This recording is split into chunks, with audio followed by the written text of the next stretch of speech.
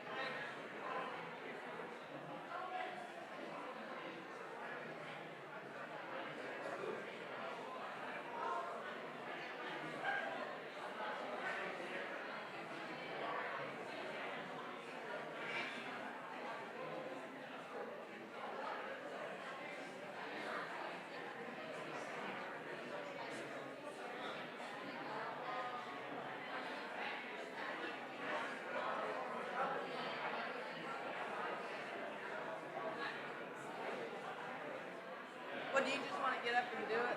After I ring the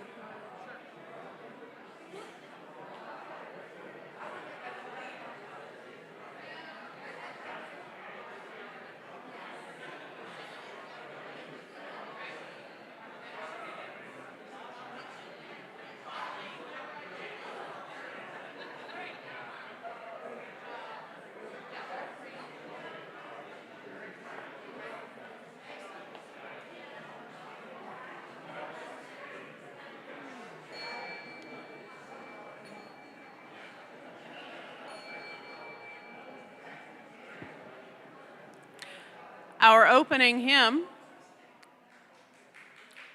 opening hymn is in the hardcover gray hymnal, number 112. Dr. Fisher's out of town, so I'm going to lead the singing this morning. So if you would turn to 112 as you are able, I invite you to stand. We'll sing all verses.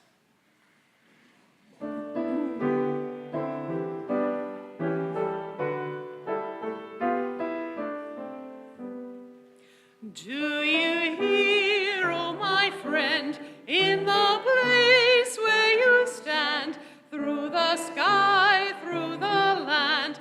Do you hear, in the heights of the plain, in the vale on the main, in the sun, in the rain? Do you hear?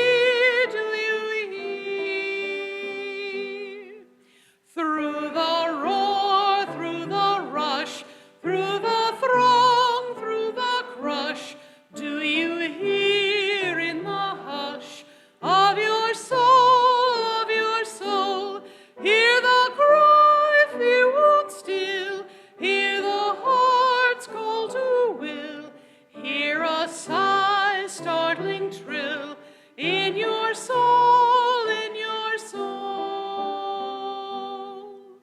From the place where you stand to the outermost strand, do you hear, oh my friend? Do you hear all the dreams, all the dares, all the sighs, all the prayers? They are yours, mine and theirs. Do you hear?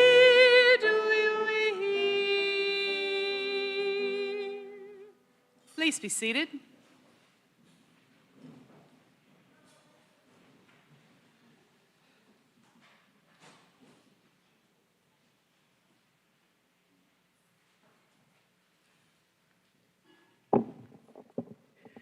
Good morning.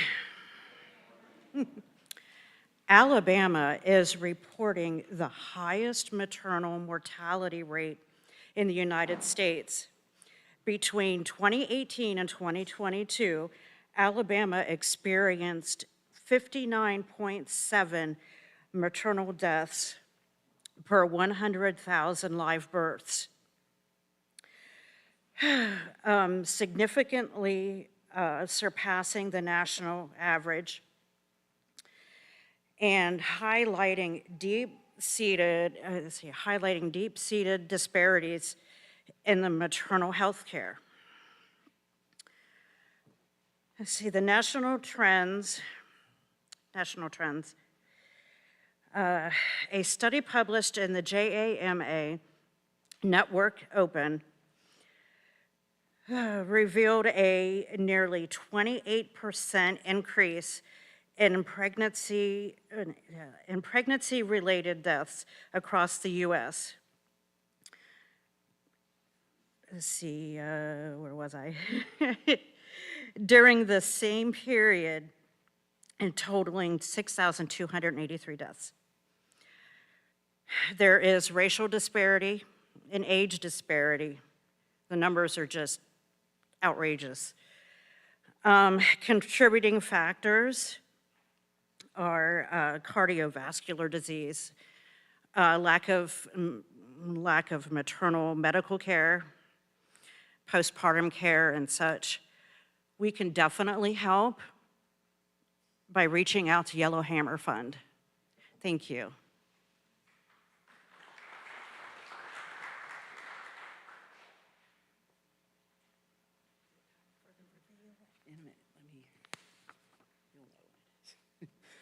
Good morning. All right, I'm Julie Nicholson Morgan, president of the board, and this is Mary Ann Plant, one of our members at large. Sorry, there you go. Is that better? There we go. Before I get to the offertory, I just wanted to let y'all know that the board met yesterday, and I'm happy to say that we finalized a balanced budget. Yes. So y'all will get that in the next week, by next week, so that y'all have that for 2 weeks before our congregational meeting on, excuse me, on June 8th. And I want to thank the Finance Committee for doing hard work of getting us a proposed budget to start from. All right. For the current year, on paper, unfortunately, we are running a deficit. So I'm up here, again, to remind you it is imperative for everyone who pledged last year that they honor what they pledged and get those payments in. Some of you remember me coming up and talking about this back in March, that we were low on funds, and that has not changed. We have about 6 weeks left until the end of this church year, and as you can see, we still need to collect almost $55,000. That's what this money is. This $55,000, the deficit is more, but of the deficit this is the deficit from unpaid pledges. Let's see, we're still, like I said, we're still going to be short of a balanced budget, but if we're able to collect the unpaid pledges, we should be able to cover the additional shortfall by going into the endowment, which is not ideal, but this is where we are. On a positive note, the board has already started making plans on how to increase income for the upcoming church year, so that we won't be in the same position this time next year. We do have a fundraiser coming up next month, I believe, that will help. But please do your part and honor your pledge, the pledge you made, because that is going to have the biggest impact on closing this gap. So that is that. Now on to the offertory. Our church is supported by those who call our church home and by those who support the efforts of our church to change our world for the better. If this is your first time with us, please pass the plate. We're just glad you're here.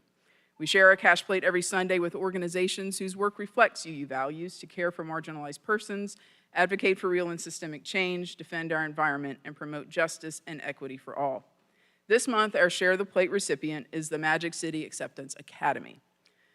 MCAA is preparing students grades 6 through 12 with an exceptional and innovative education. MCAA's purpose is to engage students who have dropped out or are not thriving in traditional schools or in homeschool programs. MCAA provides a positive learning environment for all students to succeed while being 100% tuition-free. There are students from 85 zip codes, with 52% of students receiving free or reduced lunch, and all students are enrolled in higher education or ready-to-workforce programs. 90% of students are involved in fine or performing arts, and every student receives a Chromebook and access to technology. We have students among us currently attending the MCAA. If you are here, please stand up. Anyone know here today? The only one I know is Jasper. Yeah, and, sorry. Okay. All right, so Magic City Acceptance Academy seeks community partners in order to provide this valuable opportunity for Alabama youth. Please join us in sponsoring the work of Magic City Acceptance Academy this month as our Share the Plate recipient. We appreciate your donations and accept the forms of payment found in your order of service. Thank you for your generous support of our church and our Share the Plate recipient. May we give in love and in hope.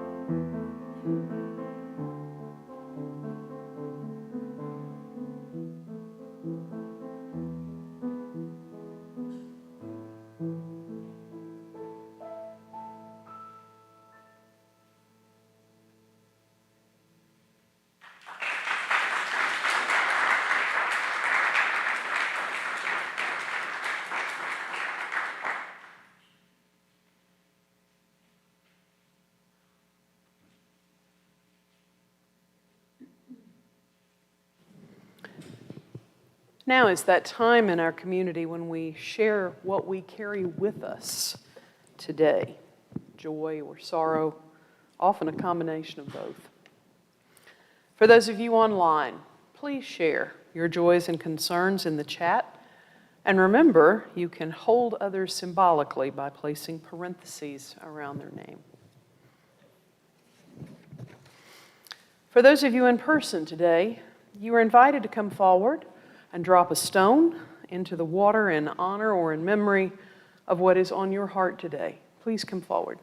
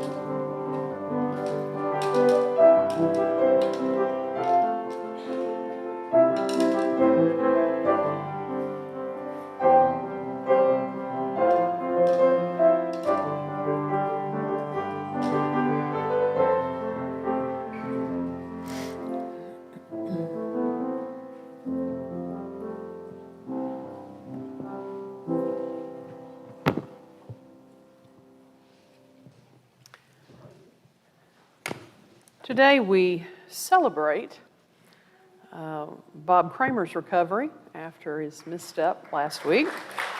I don't know if Bob's here. And we are also celebrating the presence of Rod Walker, who had a close encounter with a train last week and walked away. So, hard on the, okay. And today we lift up Windemick, Dale Little, Gene Weaver's son Paul Weaver, and Brandon Smith. May we keep one another in our hearts and minds in the spirit of community and love.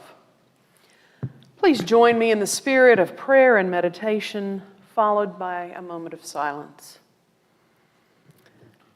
Life seems filled with big challenges, and we can find ourselves feeling very small. Everything seems to move at great speed, and we become exhausted trying to keep up. Sometimes we fall and feel run over. In this moment, let us step aside and take a break. Moments of rest and renewal are necessary for wellness. May this time in this space be such a renewing moment for each of us.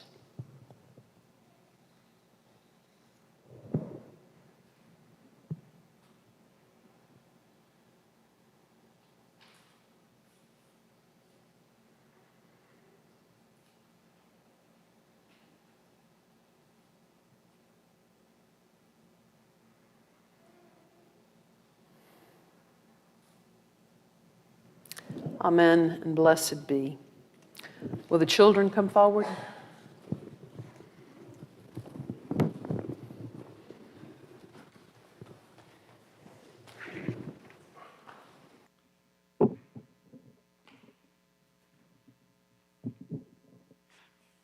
Got to make a little room up here. Hi, friends. Hi, friends. Hi. You know, it was interesting. I apparently lingered a little too long in the narthex this morning because my friend Owen was sure to come outside and point out that, Miss Courtney, it's almost time for you to do the story. I was like, okay, time for me to go. It might be because Owen was really tired of listening to me last week. Hi, Scarlett. So I have a story for you today about a friend of mine named Luma. So Luma had never been away from home before for more than like a weekend sleepover by themselves. But now everything was getting ready to change. At 12 years old, Luma was getting ready to leave for a special science and nature camp that was a sleepaway camp. And it was called Firefly Peak Environmental Academy. It was a summer program for kids who loved stars and bugs and trees and frogs and asking lots and lots and lots of questions every single day. Does that sound like anybody we know?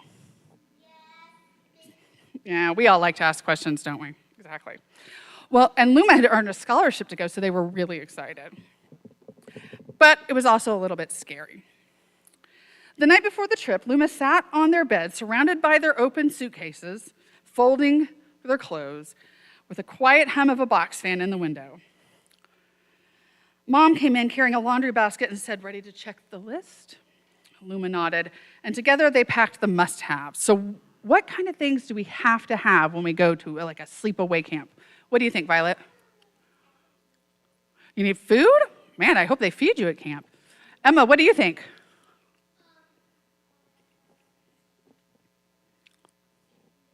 Ooh, air conditioning. I did not have air conditioning when I went to camp, that's for sure. Ren, what do you think? Pajamas would be good. Definitely won't want to sleep without those. What do you think, Owen?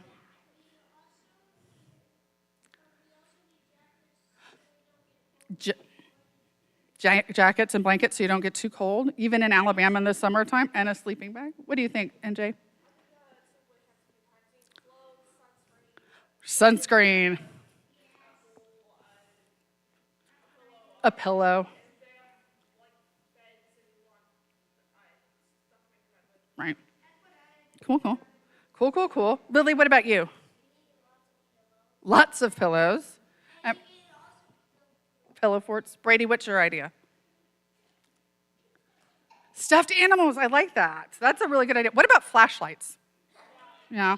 What about hiking boots? Yeah.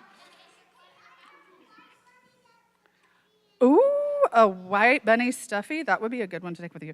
Maybe like a journal to write things down in. Dad bear. Your water bottle, so you can stay hydrated.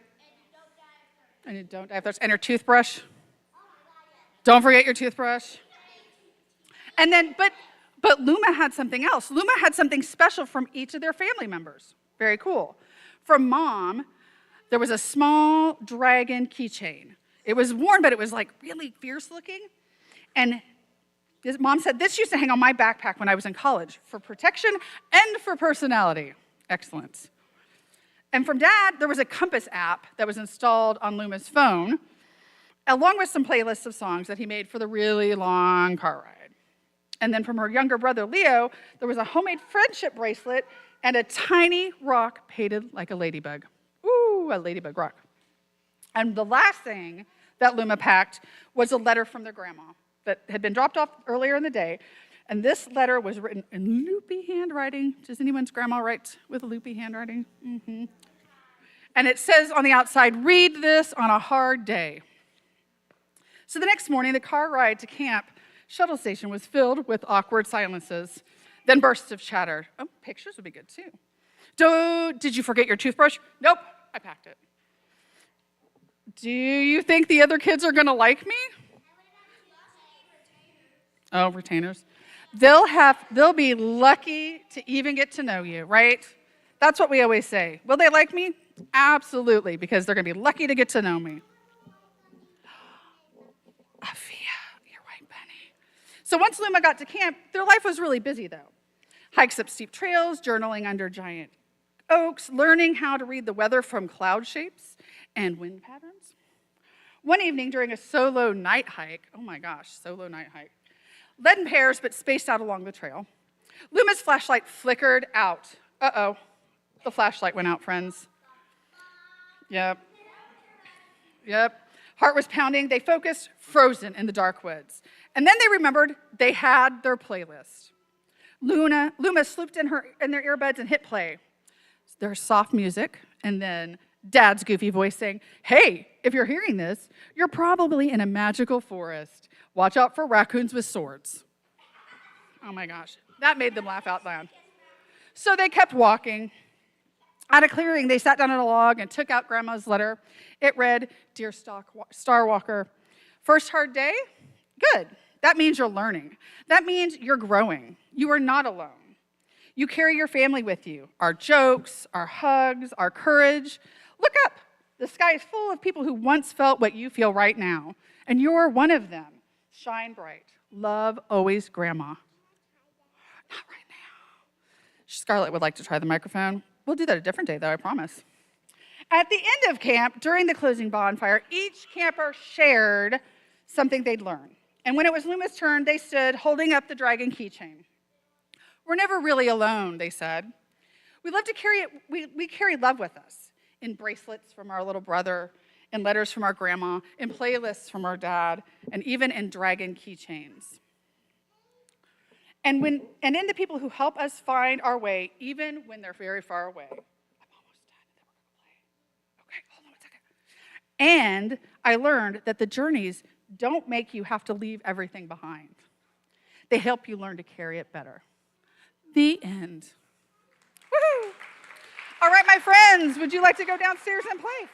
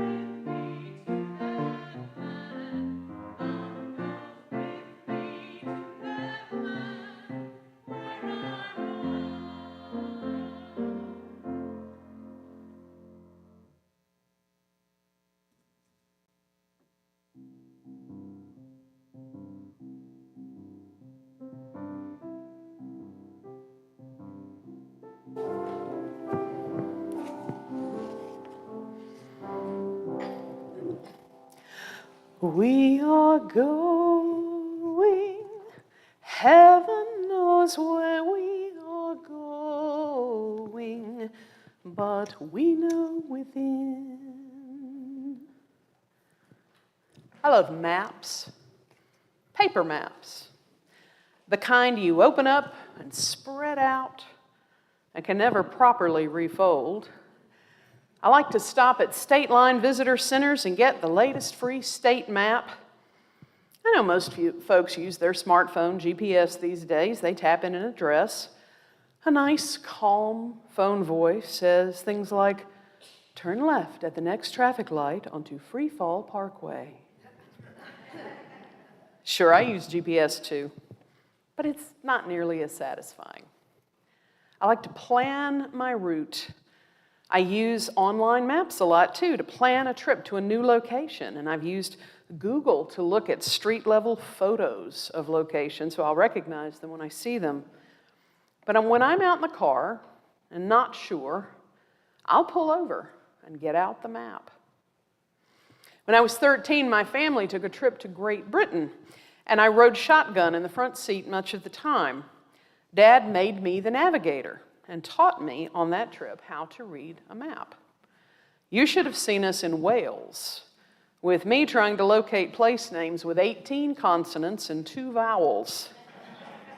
I couldn't pronounce them, but I learned to find them on the map. I think we use metaphorical maps on the journey of life. We make plans and look ahead and figure out what happens next and by which deadline and how we will get to that next place on our journeys. Like a lot of young people, I had a map for my education, and I lived a life with sufficient resources and privilege that I was able to follow that map with relative ease. I had a clear vocational calling to follow, another kind of life map. And once my career was launched, marriage followed a few years later, and really my journey had gone fairly smoothly until I hit the first real uncharted wilderness when I was 32. My brilliant father threw all his money away on a series of scams and was unable to stop himself because, unknown to any of us, he had developed dementia.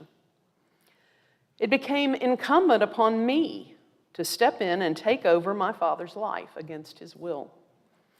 I hired a lawyer, went to court. I had to spy on Dad and do recon missions at his apartment to hunt through his financial records. I had to take over his bank account and hide his car. I was forced to tell people he knew to not lend him money and report his behavior and communications back to me. It wasn't easy for Dad, but he kept his good humor because, well, he didn't believe there was really anything wrong with him. He saw my efforts as well-intentioned but misinformed. But for me, it was devastating. The whole experience had not been on my map. I felt like I had fallen into the ocean in the place where maps used to say, "Here be dragons." I was drowning in anger, frustration, depression. I was thwarted by family members who did not realize the extent of Dad's mental deterioration, and by the court system and other institutions. I was off the map, floundering about with no guidance and little capable help. Sympathy was insufficient, and I was so lonely and frightened on this unmarked road I found myself traveling on. There is little worse than wandering alone through unmarked wilderness, feeling like you are the only one who has ever been down this difficult path, and unsure of where you are going or what will happen when you get there. It will be hard, we know, and the road will be muddy and rough.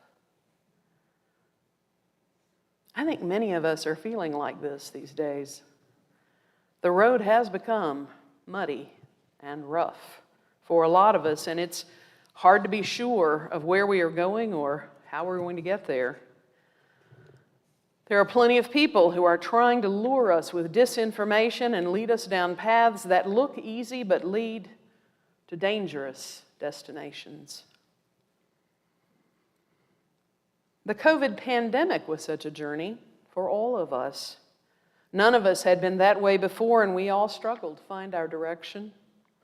Sometimes we tried to turn around and go back to where we were before because we remembered how comfortable we felt in that familiar territory. Now we would like to think that COVID is in the rearview mirror, but it lurks about. I think as a community, we are still recovering from its long-term effects. Of course, there is no going back. And I think wherever we end up on this road, it will not exactly be the kind of place we were seeking. And in addition to the changes we discover, we will all have been altered by the experience of traveling and find that we are all somehow different. The good news that gives us much comfort is that we are all traveling this part of our life journey together. We are united in our struggle and in our hope for a better place than the one we're occupying at the moment. When so many of us feel under threat ourselves or on behalf of our loved ones, it makes the journey seem impossible. Remember that we do not travel alone, even though it may feel that way sometimes. Now, what shall we take with us? Here is a reflection on the life journey which may give us some ideas. If I had my life to live over, I would try to make more mistakes. I would relax. I would be sillier than I have been on this trip. I know of very few things I would take seriously. I would be less hygienic. I would go more places. I would climb more mountains and swim more rivers. I would eat more ice cream and less bran. I would have more actual troubles and fewer imaginary ones. You see, I have been one of those fellows who live prudently and sanely, hour after hour, day after day. Oh, I've had my moments, but if I had it to do over again, I would have more of them, a lot more. I never go anywhere without a thermometer, a gargle, a raincoat, and a parachute. If I had it to do over, I would travel lighter. Author and humorist Don Harold published this reflection on his life journey over 70 years ago. But it rings true for many of us. I am one of these people who always travels with at least one bag and often two. I almost always have whatever anyone could possibly need in almost any given situation. Just ask our board members about our meeting yesterday in the library when we were hunting for matches to light the chalice. Guess who had some in her briefcase? I have been known to carry pens, pencils, markers, crayons, paper, cough drops, crackers, peppermints, chocolate, tea bags, salt, pepper, sugar, creamer, and sweetener packets, string, paper clips, safety pins, over-the-counter pain medicine, Band-Aids, ointment, earplugs, eye drops, dog biscuits, lipstick, eyeliner, emery boards, moisturizer, mosquito repellent, sunscreen, tissues, hand sanitizer, hammer, screwdriver, tape, glue, stapler, envelope, stamps, books, umbrella, towel, underwear, socks, comb, toothbrush, toothpaste, soap, diapers, magazines, phone, pocket knife, hat, sunglasses, jewelry, water bottle, postcards, seeds, seashells, sand, rocks, leaves, photos, matches, and of course, maps. I promise it was never all these things all at the same time. But I did just recently clean out an old purse and I found crayons in the bottom, and my youngest son is 22. I don't like being caught unprepared or undersupplied. I am a belt and suspenders kind of girl with backup plans for my backup plan, because I don't like surprises. But life is full of them, right? Unexpected situations, unpredictable dilemmas, emergencies, disasters, trains where you weren't expecting.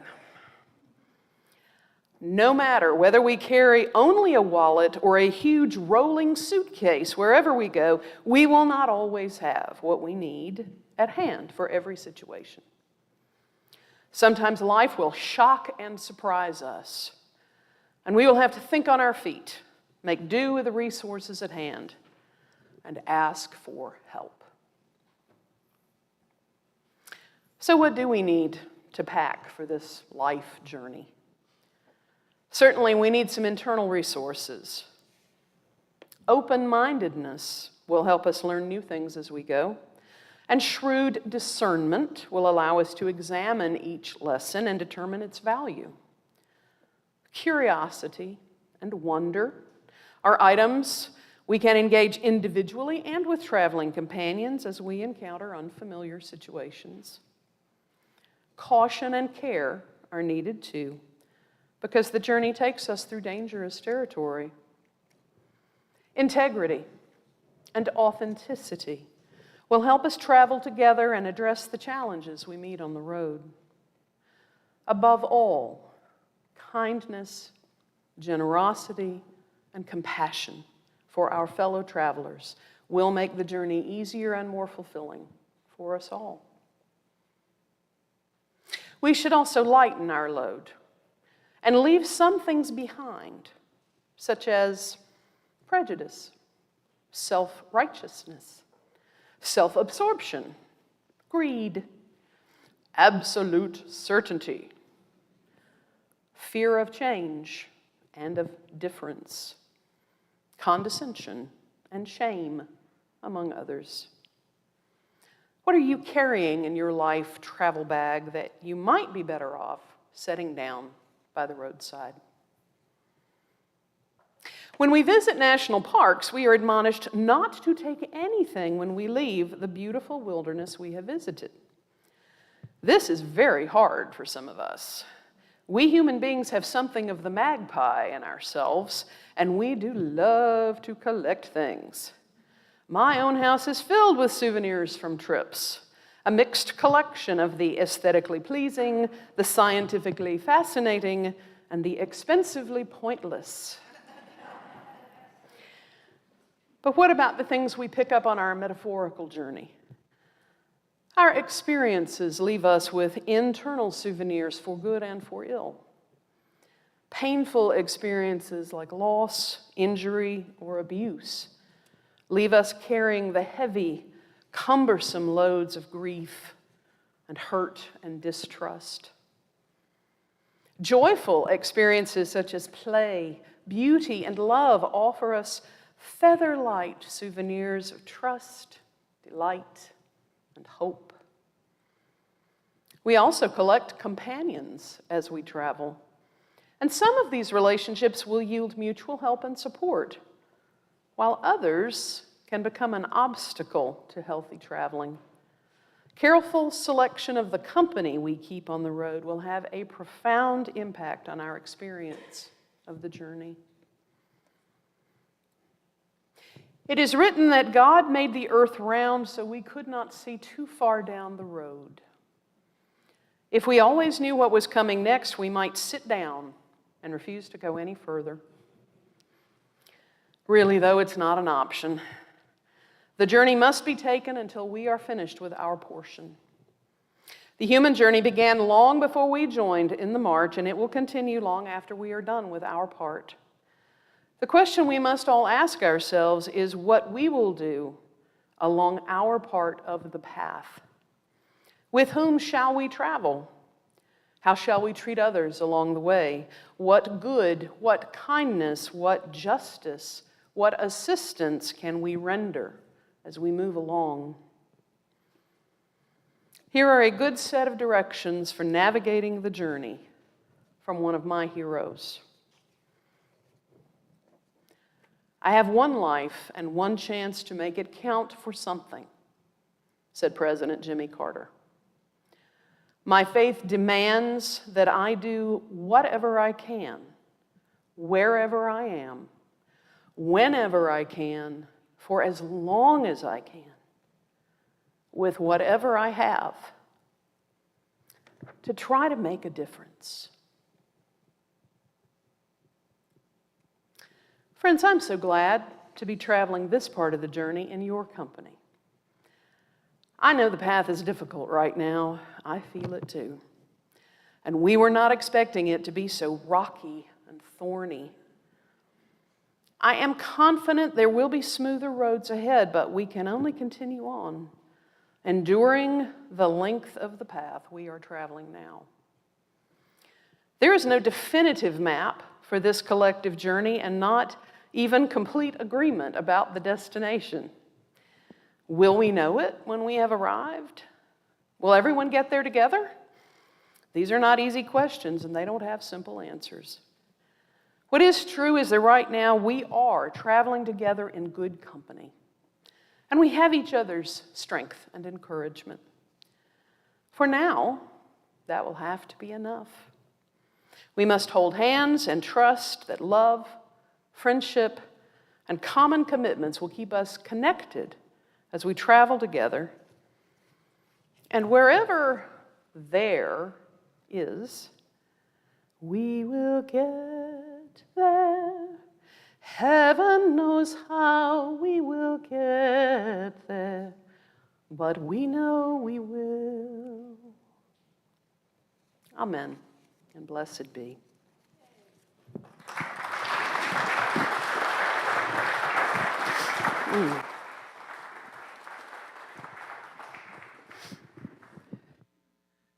Please rise in body or spirit. Am I on? Okay. For number 1020, Wo Ya Ya, I guess that's what it's called. Wo Ya Ya.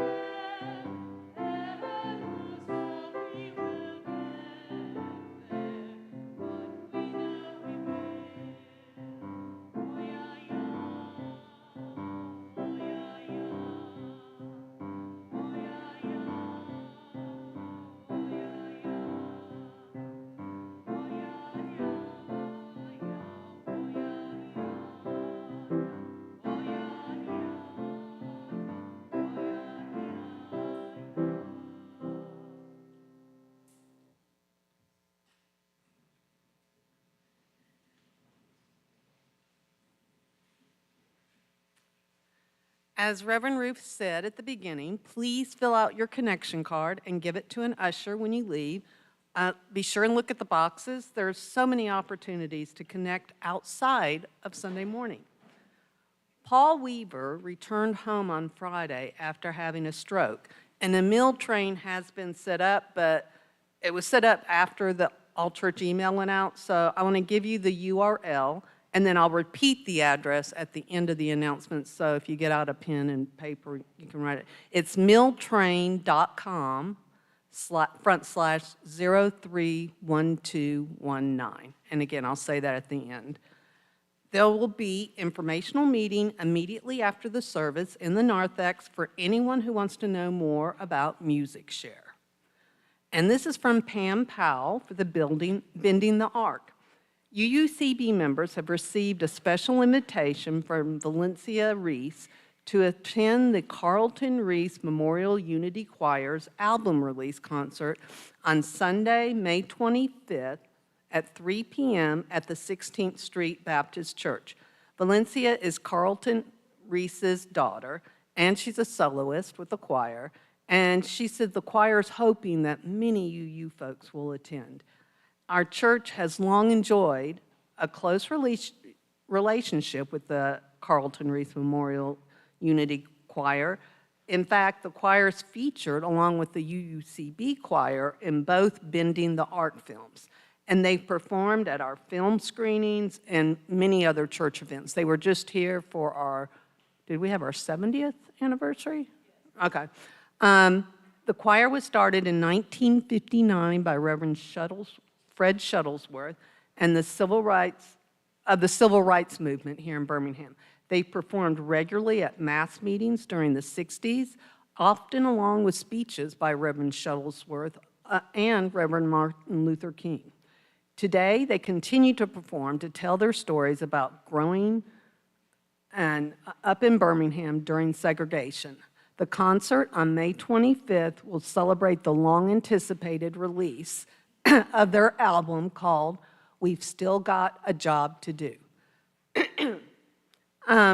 Grant Tatum asked me to ask everyone, they desperately need volunteers for the coffee committee, and there is a sign-up sheet in the kitchen. Again, the web address for anybody that wants to sign up for Gene Weaver, it's mealtrain.com/031219. Okay, in the honor of legacy of our ancestors, let us carry the flame forward as we extinguish the chalice.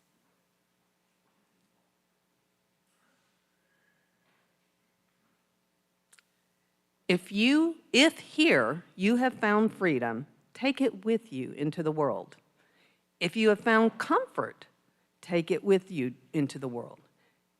Oh, I repeated myself. If you find comfort, go and share it with others. If you have dreamed dreams, help one another that they may come true. If you have known love, give some back to a bruised and hurting world.